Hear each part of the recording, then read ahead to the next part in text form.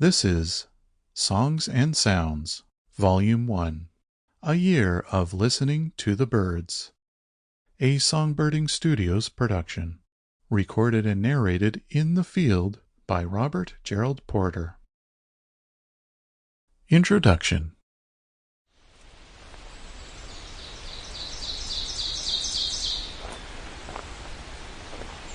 So it's just past the summer solstice. June 2022. I'm on the Cape Chin side trail in Cape Chin, South Ontario on the Bruce Peninsula.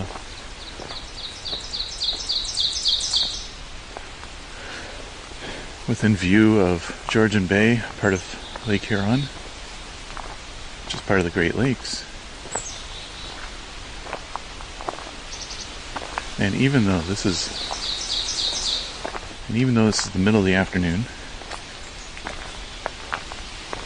still birds singing,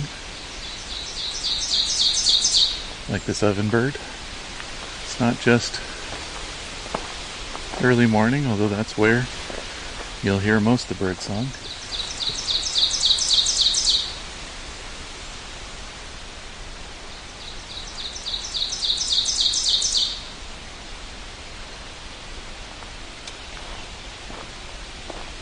So in this audiobook, you're going to hear a lot of birds throughout the year.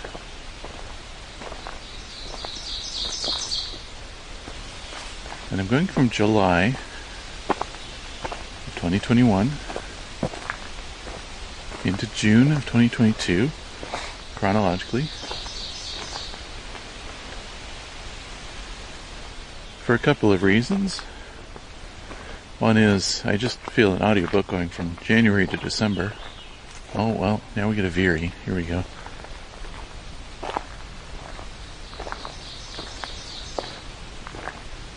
Wonderful thing about recording birds.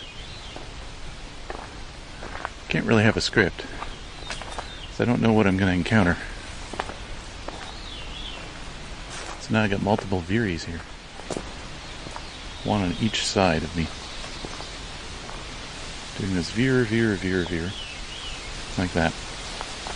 So what I was saying, instead of going from January through December, I'm going to go from the perspective of a typical songbird. For the ones we get in the Great Lakes region, eastern North America, the vast majority breed around this time. And so a fledged bird experiencing their life for the first time outside of the nest, their life begins in possibly July, at least probably July. Odds are, with some song around them.